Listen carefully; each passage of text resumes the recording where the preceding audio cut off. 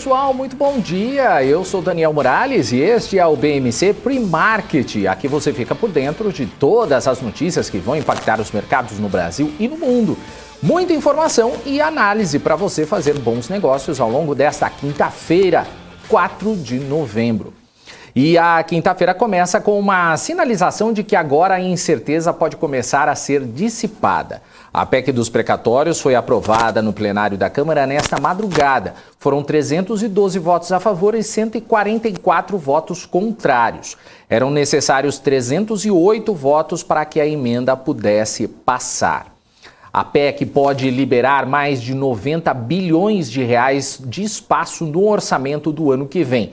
Isso é considerado fundamental pelo governo para viabilizar o Auxílio Brasil, o programa que vai substituir o Bolsa Família.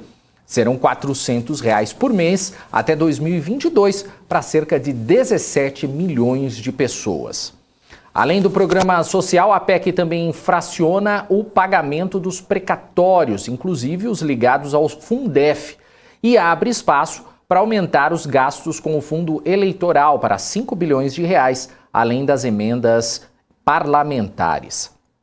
Agora precisam ser votados os destaques ao texto e também o segundo turno da proposta. Isso pode ocorrer entre hoje e a próxima terça-feira. Mas segundo o líder do governo na Câmara, a votação deve acontecer só na terça mesmo. Depois disso, o texto vai ao Senado, onde precisa de 54 votos para avançar. A aprovação na Câmara veio depois de muita negociação. O presidente Arthur Lira chegou a acreditar que não conseguiria os votos suficientes para passar a proposta. Muitos partidos se mostraram contra o texto, que muda as regras do jogo, permite o estouro dos gastos e, para muitos, institucionaliza calotes das dívidas públicas. Essa incerteza acabou refletindo ao longo do pregão. Os investidores viram a bolsa oscilar entre perdas e ganhos durante todo o dia. Além da questão fiscal, que já está sendo precificada há algum tempo, também entrou na conta o tom mais duro do Banco Central sobre o risco fiscal, a inflação e a possibilidade de aumentar ainda mais os juros. Também entrou nessa conta a redução dos estímulos pelo Fed, que anunciou que o tapering vai começar já no próximo mês. E no fim do dia, a bolsa ficou praticamente no 0 a 0, com uma leve alta. Vamos então aos números. Vamos começar pelo Ibovespa. 0,06% de alta aos 105.617 pontos. Maiores altas aí, Lojas Americanas com 13,33%, com a notícia de reestruturação societária. Local Web com 9,07%, TIM com 8,37% com a aprovação da compra da Oi Móvel pelo CAD com restrições, além da possibilidade de participação do leilão do 5G. Pets com 7,81%. Maiores baixas aí, Vale com menos 7,59% com a queda do minério de ferro e as restrições de produção de aço na China. Bradespar com menos 7,54%, cai junto com a Vale. Usiminas, 5,57% na esteira da queda do minério. E Gerdau com menos 4,64%, também com a queda do minério. Na agenda de hoje também está o leilão do 5G. Esse deve ser um dos maiores leilões já realizados pela Anatel, movimentando quase 50 bilhões de reais. Esta também pode ser a oportunidade de ampliar o número de competidores no mercado, que está concentrado desde a venda da Oi Móvel para a Vivo, TIM e Claro, em dezembro do ano passado. A operação custou 16 bilhões e meio de reais e foi autorizada ontem pelo CAD com algumas restrições. Com o leilão, a expectativa é que provedores regionais ou até novas empresas se habilitem a prestar serviços de telefonia e dados móveis. Agora, o Marco Saravalli traz o tom do mercado nesta quinta-feira. Bom dia para você, Marco. Olá, muito bom dia a todos. Acompanhando aqui as bolsas internacionais. A gente tem um viés até o momento de ligeira alta para essa quinta-feira lá fora. Lembrando que aqui no nosso Ibovespa já caminhamos para o segundo pregão consecutivo de alta, 2 dias, mês de novembro. Nós vamos nos aproximando do patamar de 106 mil pontos, 105.600 pontos. Vamos ver se a gente consegue emplacar um mês positivo aqui no nosso Ibovespa, né? O petróleo também deve ajudar hoje a impulsionar a Petrobras e outras ações do setor, recuperar parte das quedas recentes. O petróleo vai subindo, vai buscando o patamar de $84, isso deve ajudar as ações por aqui. E o mercado deve continuar repercutindo, com certeza, a agenda política, a aprovação da PEC dos precatórios e também a agenda econômica internacional, né, com o anúncio aí do tapering, né, do famoso taper lá nos Estados Unidos, mas o mercado, no momento até que chegou a reagir bem no pregão de ontem, mas por aqui acabou fechando mais próximo da estabilidade com uma ligeira alta, mas o mercado deve continuar repercutindo bem, já que o Banco Central, o Fed, deu sinais que a gente chama dovish, né? Ou seja, não deve mexer nos juros por lá tão cedo, pelo menos ao longo desses próximos meses, né? Começo do ano de 2022. Continua com uma política bastante estimulativa, buscando o pleno emprego por lá, né? Enquanto a economia não estiver totalmente recuperada, não deve mexer nos juros lá nos Estados Unidos, tá bom? E por aqui a gente segue com a agenda corporativa também bastante carregada, várias empresas divulgando bons resultados e a reação deve ser positiva. Esperamos uma quinta-feira em alta aqui no nosso Ibovespa. Tá bom, pessoal? Já a gente volta com o nosso gráfico do dia. Até mais. Tchau. Valeu, Marco. E agora vamos aos destaques internacionais. Nos Estados Unidos, o tema em foco ainda é a definição do Fed sobre a retirada dos estímulos, o chamado tapering. O Banco Central americano vai retirar 15 bilhões de dólares já no próximo mês e avaliar como a economia se comporta com menos estímulos. O cenário levado em consideração foi o de inflação, emprego e também a taxa de juros no patamar atual. Inclusive, a reunião de ontem não discutiu elevação de juros, que, segundo Jeremy Powell, deve ficar do mesmo jeito até 2023. Os mercados ficaram otimistas com esse anúncio e o Dow Jones e o S&P renovaram máximas históricas no pregão de ontem. Vamos ver então como estão os futuros das bolsas americanas agora, abrindo aqui. Bolsas americanas, então a gente começa com o Dow Jones com mais 0,01%, o S&P 500 com mais 0,14% e a Nasdaq agora está operando em alta de 0,38%. E agora o Marco Saravalli traz o gráfico do dia com a visão do mercado sobre a possibilidade de elevação dos juros americanos. Conta pra gente, Marco.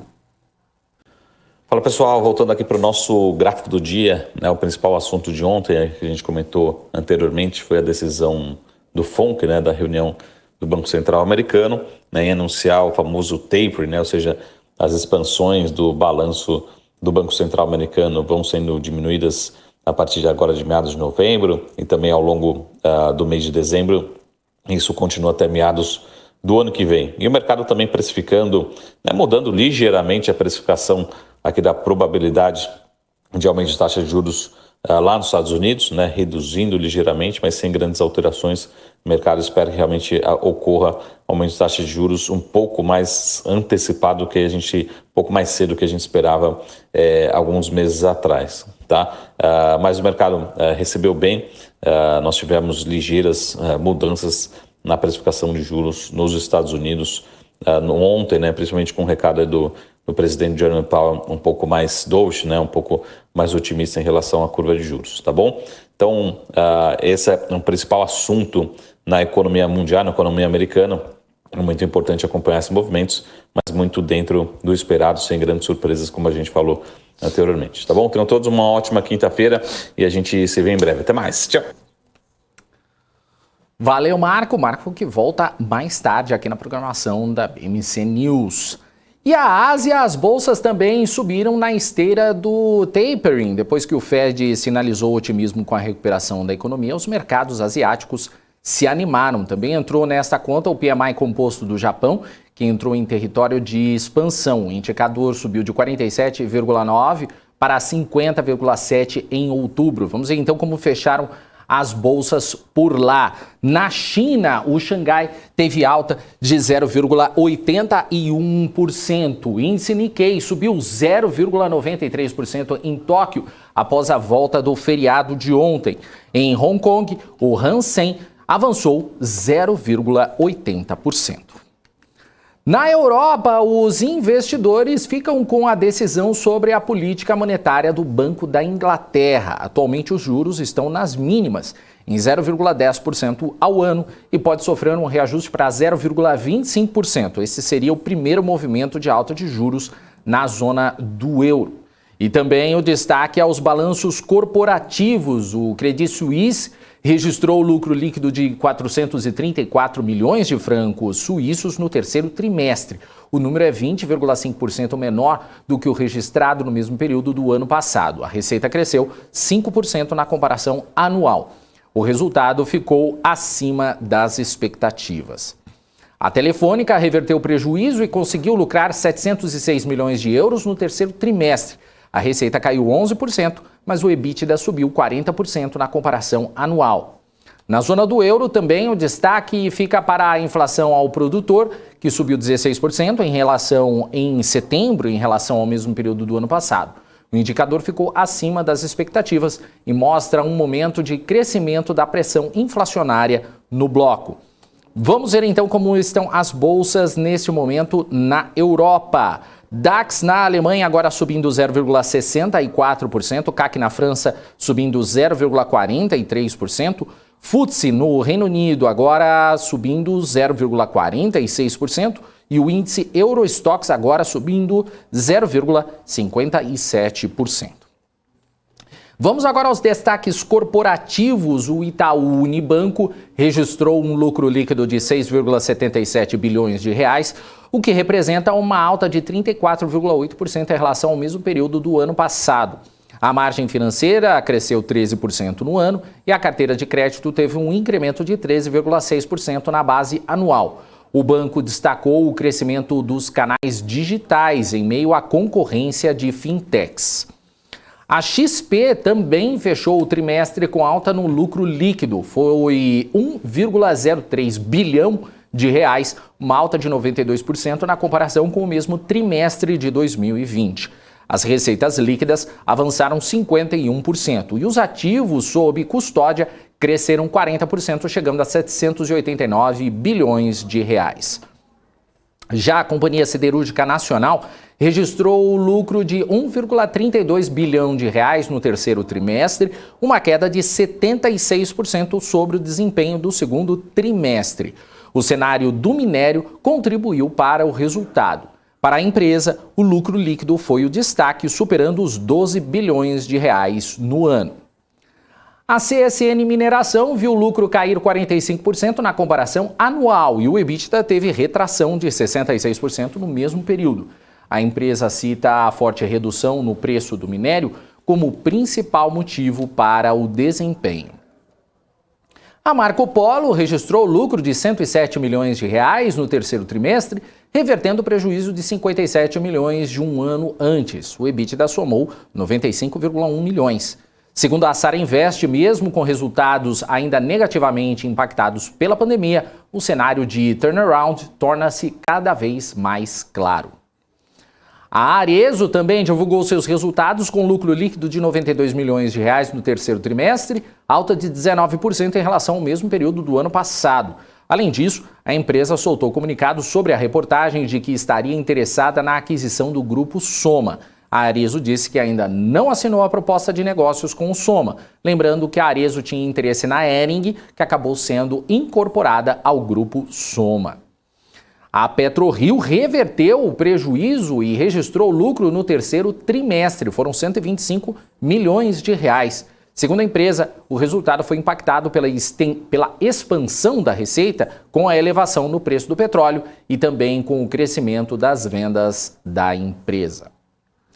E agora é hora de chamar aqui para conversar com a gente o Gustavo Almeida, o nosso Guga. Bom dia para você, Guga. Seja muito bem-vindo. Bom dia, Daniel. Bom dia, pessoal. Vamos lá, né? Mais um diazinho. Finalmente saiu a PEC dos precatórios. Na madrugada, 3 horas da manhã, né? Eu não consigo entender de verdade, né? Ou não quero conseguir entender, né? Por que o pessoal leva esse tipo de votação, esse tipo de movimento na calada da noite. Mas tudo bem, estamos aí, vamos para mais um dia, somos brasileiros e gostamos da Bolsa de Valores. Então temos que estar preparado para tudo que está por vir.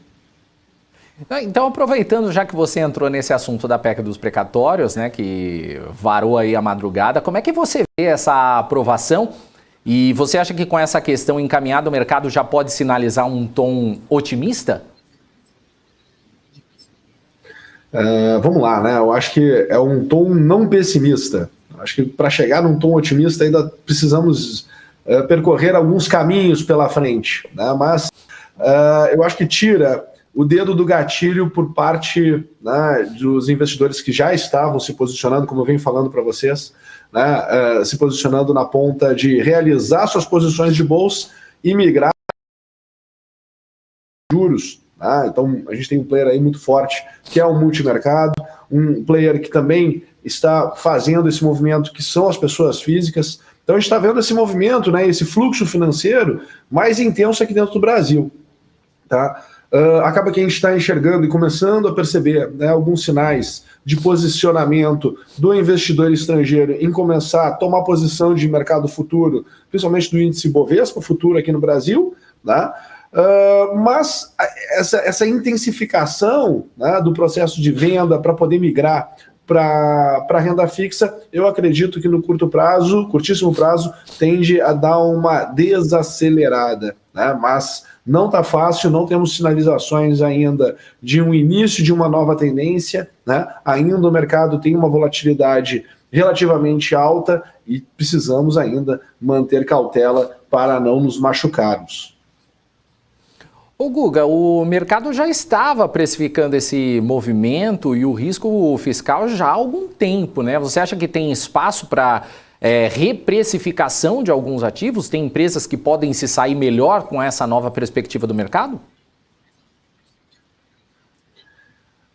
Vamos lá, né? Eu acho que ainda não está 100% definido, não dá para a gente entrar muito nesse tom. Acho que a gente está num risco muito mais sistêmico do que de uma empresa específica, né? Eu acho que a gente está muito mais sendo impactados pelo movimento macro do que o movimento micro em si, tá? Então acho que primeiro precisamos aliviar. O que a gente vem escutando, né, nesse último mês? Que existem empresas que estão baratas, que a Bolsa Brasileira, querendo ou não, é a bolsa que está mais barata hoje no mundo. Muitos analistas que, né, ficam ali, cabeça baixa, estudando as companhias, fazendo as suas comparações, percebem que o Brasil está barato. O problema é que o risco que nós temos do sistema Brasil no curto prazo, ele é alto, tá? E, poxa, tu está olhando lá, Estados Unidos fazendo novas máximas históricas, Europa fazendo novas máximas históricas, e nós abaixo, né, de quase 30% da máxima que nós tivemos neste ano de 2021. Então, tem espaço para melhorar? Tem espaço para subir? Tem uma oportunidade pontual? Sim, mas está faltando um fluxo.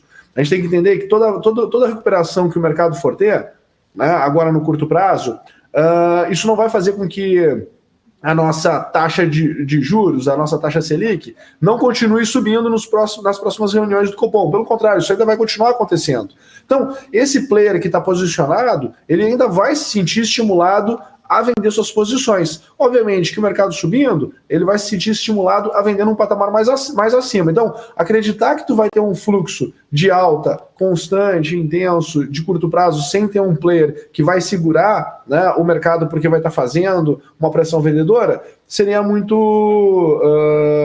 frágil esse tipo de análise, né? A gente tem que entender que esse player está estimulado a, ainda no curto prazo, fazer essa inversão. Então, acaba que fica difícil, né? Sem uma percepção de melhora e de alta mais constante, sem um grande player tomando posição aqui no Brasil, vai ficar mais difícil. O que acaba, né, se acompanhando? É a movimentação de commodity, é o estrangeiro olhando para o Brasil como emergente e como commodity, e esperar que um fluxo por parte deles possa vir com mais intensidade, mas para isso eles precisam, né, conseguir enxergar com mais clareza o que vai acontecer com Brasília. Porque não dá, né? 3 horas da manhã sai uma votação, até 1 hora da manhã está falando ali que se houvesse votação, iria se perder por um voto. Pô, isso, de certa forma, né, não é legal, não é saudável para ninguém e não traz clareza, não traz transparência, mostra que, na verdade, esse jogo que é jogado lá em Brasília, né, não está aí muito focado com um bom andamento aí do nosso mercado, da nossa economia.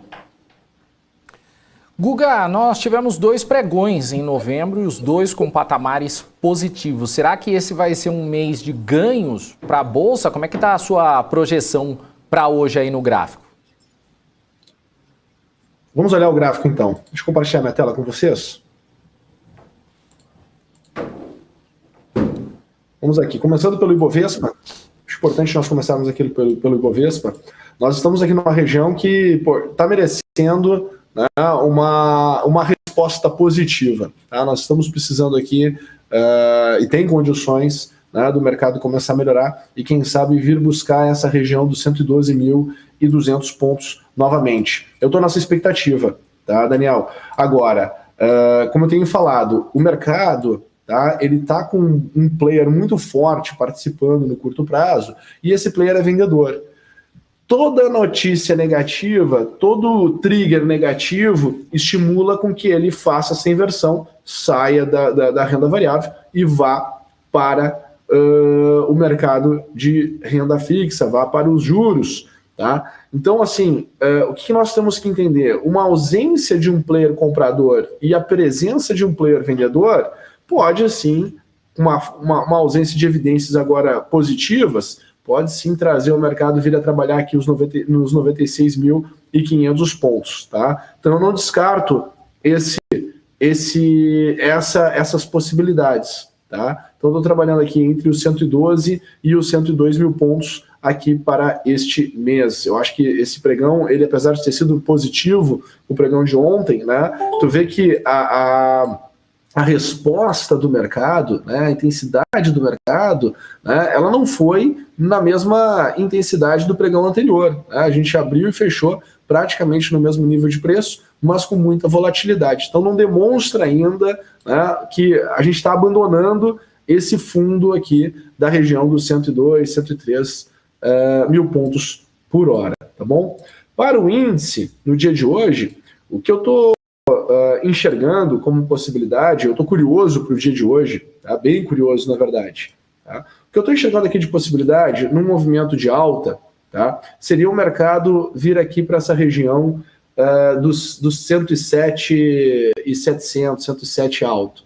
Superando essa região, bom, eu acredito que a gente tem espaço para voltar lá nos patamares dos 110 mil pontos, tá? Estimulado por uma narrativa nova, por uma resposta, quem sabe, positiva, né, por parte de Petrobras, um repique, quem sabe, de Vale, que caiu ontem 7%, pesou bastante no nosso índice ontem, né? A Vale, vem sofrendo nessa realização do minério de ferro, com essa pressão de venda por parte, né, com essa pressão de venda por parte da China. Então, Vale veio, né, e deteriorou bastante o preço. Tá? Ontem tivemos queda no petróleo, o petróleo veio para casa de $81, já está trabalhando aqui na 83,60. Então, esse alívio, né, de momento e um pouco de conversa, né, por parte de Brasília, um pouco de avanço aí por parte de Brasília, poderíamos ver o nosso mercado voltar lá para os 110, alto, né, 110.800 pontos. Agora,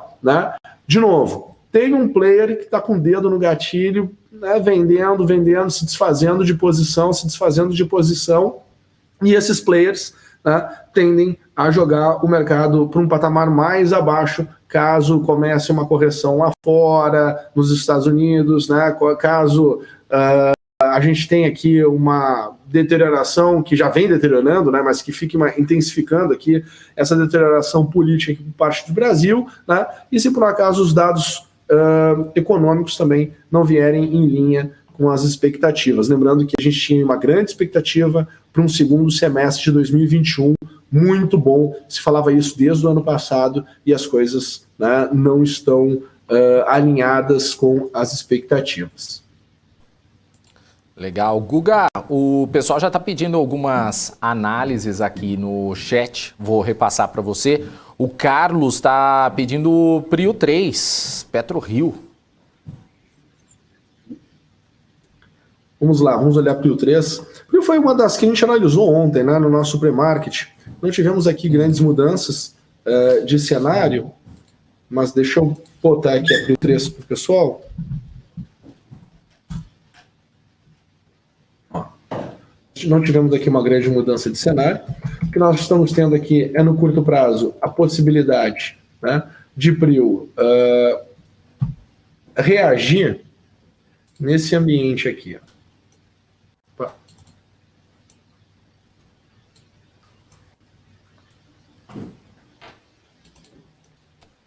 Sempre com critério para tomada de decisão, Daniel e pessoal, tá? Um critério para estar posicionado ou não. Se nós olharmos o movimento de PetroRio, tá? Pegando aqui essa base como referência, essa base aqui que é entre os momentos, né, do dia 26 às 16 horas até o dia 28 às 17 horas. Tá? Se nós pegarmos aqui essa base de dados e entendermos, né, que tivemos essa mudança aqui no comportamento, nesse período aqui, entre 28, 17 horas e 29, 17 horas, o movimento de um dia. Depois a gente teve um movimento de sell-off, né, a intensificação que se terminou na abertura do dia de ontem, logo depois da abertura do pregão de dia de ontem. Estou olhando aqui no gráfico de 1 hora, cada barrinha dessa aqui tem 1 hora de duração. E aí depois, lá às 12 horas, às 12 horas exatamente do dia de ontem, deu um gatilho operacional e tem espaço para andar, ao meu ver, até a região aqui de R$ 25,30 no primeiro movimento. Tá? Então acredito que o primeiro movimento tende a vir aqui a 25,35, o segundo movimento é para ir em 26,30 e o terceiro movimento, né, para 27,65. Tá? Então, para mim, esse é o cenário de PRIO, e caso aconteça alguma coisa muito positiva, teria aqui toda essa fotografia para poder chegar até R$ 30,45. O que eu estou esperando, né? De fato, eu estou esperando, na verdade, que PRIO possa, aqui no meio do caminho, entre 26,35 e 26,30, tá? Possa começar a questionar o preço e dar, né, depois, lá um pouco mais na frente no tempo, quem sabe semana que vem, lá por segunda, terça-feira, um início de um novo movimento, e aí sim, né, projetar esses R$ 30,45. Então, é bem importante essa resposta de curto prazo, a resposta de hoje, principalmente, né, de PRIO, para que crie, né, esse cenário do tipo, olha, essa correção aqui foi a segunda etapa de correção que já estava, né, mapeada que ela viria, ela já terminou, o mercado já absorveu esse movimento todo de queda que aconteceu entre os dias 26 de outubro e o dia 13 de novembro, né, e agora nós vamos entrar num outro movimento de alta novamente, positivo e tudo mais. Então, estou nessa expectativa para ver uma resposta aí do mercado chegando, né, nesse nível entre 26,35 e 25,35. Legal. Guga, o Emerson Duarte aqui, ele está pedindo Banco ABC Brasil. ABCB4. Legal. Vamos lá. ABCB4. Deixa eu compartilhar aqui com vocês.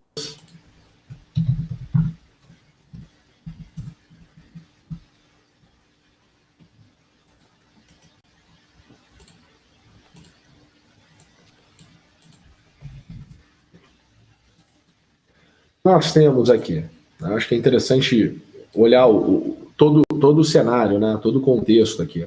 Deixa eu tirar aqui essa barra aqui do lado. O que nós tivemos? Tivemos aqui o período do movimento de Covid, né, do movimento do Covid no ano passado, movimento entre os dias 5, 6 de fevereiro até o dia 19 de março, tá? Então a gente teve essa queda aqui, ela serve como balizador para toda a intensidade de alta, tá? Nessa intensidade de alta, o ciclo de alta, ele acabou que foi encerrado pelos níveis de preço que se chegou, né, e pela falta de continuidade do movimento. Então, quando a gente olha para cá, nós tivemos essa movimentação aqui em 2 etapas, tá? 2 etapas aqui que é numa estrutura que a gente interpreta, né, como dá um nome, né, uma estrutura de ABCD, ou seja, é um movimento corretivo, né, em função de toda a queda. Então, tu percebe que tem muita vol neste movimento. Então foi um primeiro movimento de correção. Mercado, ele tenta depois e gasta mais tempo tentando continuar a tendência de baixa, não consegue e ele vai até os patamares de 70,7. Tá? E aí aqui ele encerra, né, todo esse ciclo relacionado a esse período aqui todo do Covid. Tá? E aí perdeu a chance de continuar a movimentação mais forte de alta. Perdeu a chance, perdeu a referência.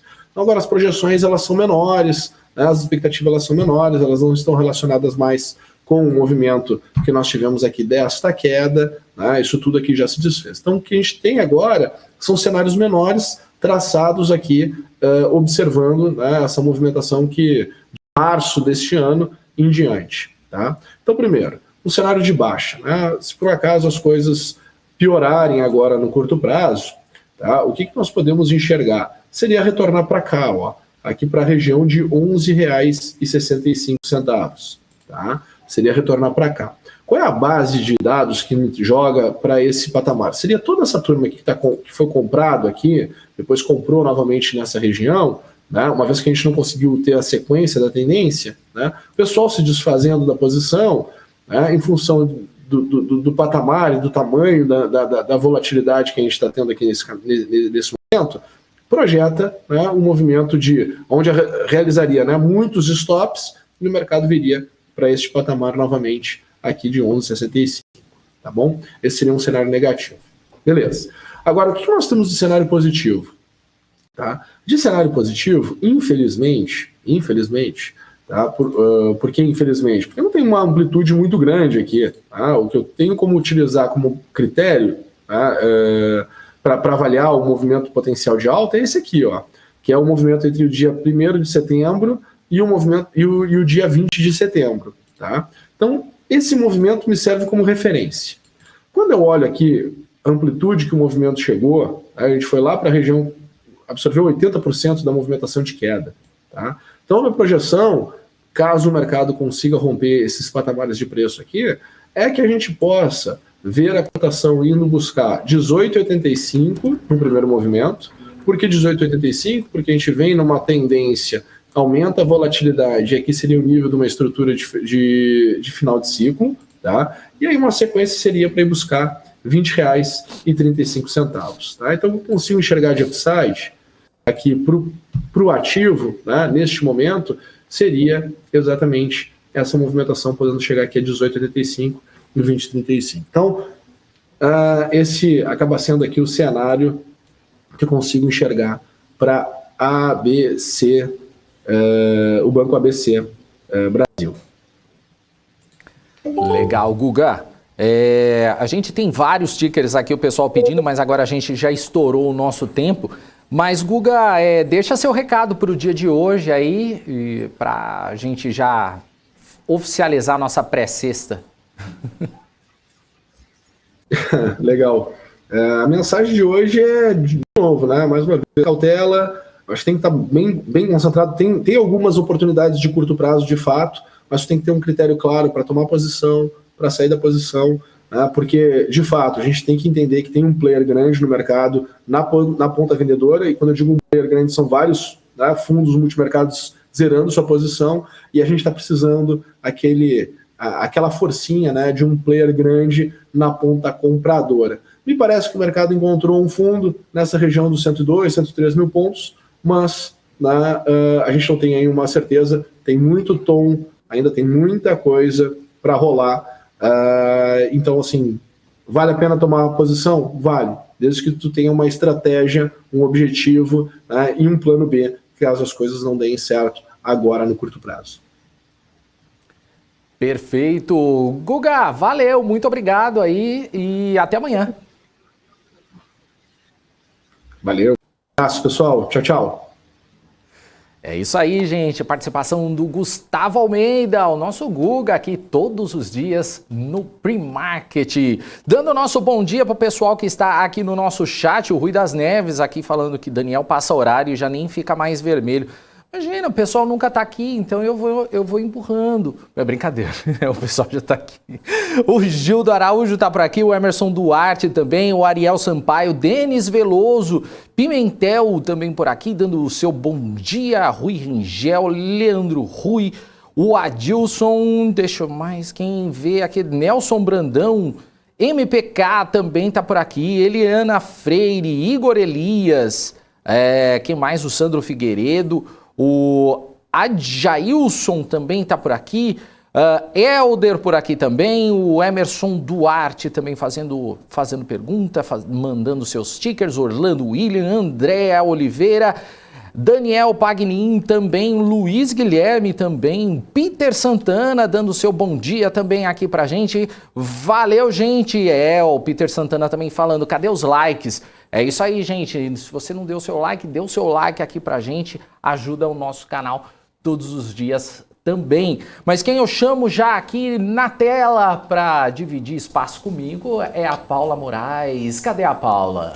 Estou aqui, Daniel Morales. Tudo bem, Paula? Bom dia. Tudo certo, muito bom dia para você, para todo mundo que está aqui ligadinho na BMC News. E aí, o que você me conta de novidades hoje? Hoje estamos na pré-sexta, né? Então já estamos nos encaminhando aí para o fim de semana, feriado logo. Você sabe que a Nanda estava toda perdida hoje de manhã, achando que era sexta. Eu fiquei confusa. Falei, será que hoje é sexta? Eu tô perdida. Não, hoje ainda é quinta, gente. Calma. Tem muita gente aí atrapalhado com essa questão do feriado, quinta-feira, mas é pré-sexta, temos que pensar assim. Pré-sexta sempre, mas confunde mesmo. Ontem já tinha aquela cara de segunda-feira, né? Então. Principalmente para nós dois, né? Nossa, com certeza. Né? Descansamos bem, né? Eu no meu caso. Quer dizer, mais ou menos, né? Você mais tá de menos. Mudança, né? Eu de mudança eu não tinha nada de descanso. Até se você não tiver nada para fazer esse final de semana e quiser me ajudar a abrir umas caixas, fica aqui o convite feito no ar. Eu tenho uma intimação tanta aqui, coisa para fazer esse fim de semana, mas se não eu te ajudava. Mas tá bom, né? Fazer o quê, Hanna né? tá aí do teu lado. Vou lembrar que disso na hora da PLR, fica tranquilo. Tô lá na sua casa sábado, 8 horas da manhã. Combinadíssimo, Daniel Morales. Beijo pra você, Beijo, até daqui a pouco. Obrigada.